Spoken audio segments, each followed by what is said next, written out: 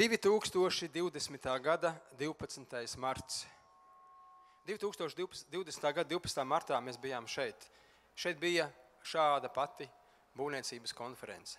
Un tajā dienā mēs saņēmām diezgan satraucošas ziņas par to, ka Covid-19 pandēmijas ir tik tālu, ka ir jāslēdz skolas, ir jāierobežo pasākumu un izstāde, kas tur lejā zālē, tika pārtraukta nākamā dienā, vairs nevarēja apmeklēt izstādi. Ir pagājuši 5 gadi, un 5 gadu laikā mūs satricinājusi ir ļoti daudz dažādi pasākumi, ļoti daudz dažādi notikumi. Mēs esam tos pārdzīvojuši. Labdien, mēs atkal esam Ķīpselā. Labdien, kolēģi, labdien, inženieri, labdien, būvspeciālisti, arhitekti, visi iesaistītie. Labdien, un atkal šodien mums šeit ir konference. Un ar nosaukumu, kā būvēt labāk, kā labāk nebūvēt. Šis jautājums ir ne tikai tehnisks vai ekonomisks, bet arī stratēģisks un pat es teiktu filozofisks. Jo mēs visi zinām, ka mūsu būvniecības nozare ir viena no tām, kur katrs lēmums atstāja ļoti lielu ietekmi ilgtermiņā. Katrs lēmums gan projektēšanas iecerē, gan projekta izstrādē, gan pēc tam būvniecībā. Un šie lēmumi atstāja ilgtermiņa ietekmi gan uz vidi, gan uz sabiedrību, gan ekonomiku. Tāpēc tas mūsu uzdevums ir ne tikai būvēt gudri, bet būvēt gudri, atbildīgi un ilgtspējīgi. Kā labāk būvēt? Šī frāze jau ietver ļoti daudz, un tas vairāk runā par ilgtspējīgu procesu, par jaunām tehnoloģijām, par efektīvām būvniecības metodēm, par ilgtspējību, vidas aizsardzību, labāko praksi projektu vadībā un tā tālāk un tā joprojām.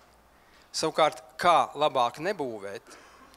Šī frāze mums vērš uzmanību uz kļūdām, riskiem. Tas var attiekties uz neatbilstošiem materiāliem, nepārāk labiem projektēšanas risinājumiem, pārkāpumiem, problēmām, bet pats galvenais, man liekas, ka nepareiziem, neatbildīgiem lēmumiem. No kļūdām mēs mācamies un cenšamies nozarē strādāt labāk, lai rezultāts ir labāks. Mūsdienās tehnoloģijas un inovācijas dod iespēju radīt drošākas, energoefektīvākas, ilgtspējīgākas ēkas nekā jebkad agrāk. Tomēr mēs labi zinām, ka neveiksmīgi plānota vai slikti īstenota būvniecība var radīt ilgstošu problēmas, gan ekonomiskas, gan sociālas. Tāpēc šodien, apvienojot mūsu zināšanas, pieredzi, redzējumu, aicinu mūs visus aktīvi iesaistīties, arī diskutēt, arī jautāt. Šī konference ir vieta, kur mēs dalamies ar labām praksēm, mācamies no kļūdām, lai turpmāk mēs visi varētu strādāt efektīgāk, atbildīgāk, kvalitatīvāk, produktīvāk. Aicinu visus būt atvērtiem un kopā šodien šeit, starp citu, mūs arī translē Facebookā un mums noteikti ir pieslēgušies arī attālinātā formātā, lai dzirdētu šodien mūsu konferenci. Novēlu visiem dažādas ļoti labas atziņas, lai mums visiem kopā izdevusies diena un šo konferenci vadīšu es. Uzrunas nobeigumā iepazīstinu ar sevi, kas vēl mani nepazīst.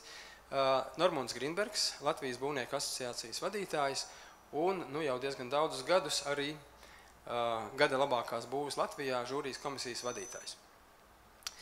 Kā pirmo aicināšu skatuvi šeit uzrunai ekonomikas ministrijas valsts sekretāru Edmundu Valanti. Lūdzu, Valanti kungs.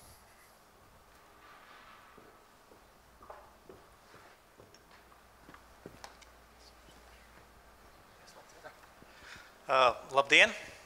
Mani sauc Edmunds Valants, esmu ekonomikas ministrijas valsts sekretārs un man ir, godīgi teikšu, patiesi prieks būt jūsu priekšā, strādājot ekonomikas ministrijā. Jāatzīst, ka gan būvniecība, gan mājokļi ir viens no manām mīļākām tēmām. Kaut kādu brīdi pirms tam arī par šīm lietām atbildēju. Un tā kā prieks jūs visus sveikt gan ar šo lielo notikumu, gan ar tiešām lielo izstādi būvniecībā, gan ar šo pasākumu. uzrunas sākumā gribu pateikt lielu paldies organizatoriem, Būvinženieru savienībai, būvnieku asociācijai, visiem atbalstītājiem, kas šādu pasākumu ir atbalstījuši. Es domāju, ka tas ir ļoti kritiski, kā mēs pasūtam, nepielaist sākuma kļūdas, jo tās sākuma kļūdas var mums visiem ļoti dārgi maksāt. Man prieks arī par darba, kā saka, tēmām, kas ir pieteikti šodien un kur speciālisti uzstāsies un runās. Daļa ir par jaunāko regulējumu, daļa ir par tehnoloģijām, kā ko pareizāk darīt, daļa ir par, arī jāsaka tā, ka mums ir liels pamats arī lepoties ar būvmateriālu ražošanas nozari, kas arī ir, jāsaka tā, neatņemama šīs kopējās industrijas sastāvdaļa. Tā kā es novēlu visiem mums veiksmīgu zināšanām, ka jaunām zināšanām, iegūt jaunas zināšanas šī pasākumā nozarei novēlu daudz labu lielu pasūtījumu un visiem tie, kas ir attīstītāji un vēlas kaut ko atjaunot vai uzbūvēt jaunu, novēlu, lai šī gadā tie objekti, kas ir jūsējie, ir labākie, veiksmīgākie, gan no izskata, gan no uzturēšanas viedokļa, gan no būvniecības kvalitātes. Tā kā liels paldies un runāšu pēc brītiņa. Paldies. Jā, paldies Edmundam Valantim. Un, jā. Kā nākamo aicinu Latvijas Būvinženieru savienības valdes priekšsēdētāju Raimondu Eizenšmitu. Lūdzu. Labrīt, es atļaujos tāpat taisno uzkāpt, atvainojiet. Es sveicu ar to, ka jūs piedalāties šīs dienas konferencē. Šodien būs daudzas prezentācijas, interesantas par jaunām tehnoloģijām, par inovācijām, par to, kas jādomā un jādara pasūtītājiem, protams, kas jādara būvinženieriem, projektētājiem, arhitektiem. Un no savas puses es gribu teikt, ka ārkārtīgi svarīgi, mēs visi to zinām, ir ļoti svarīgi darboties komandā. Es jūs sveicu arī ar to, ka šodien ir starptautiskā teātra diena. Un šeit uzstāsies aktieri, speciālisti.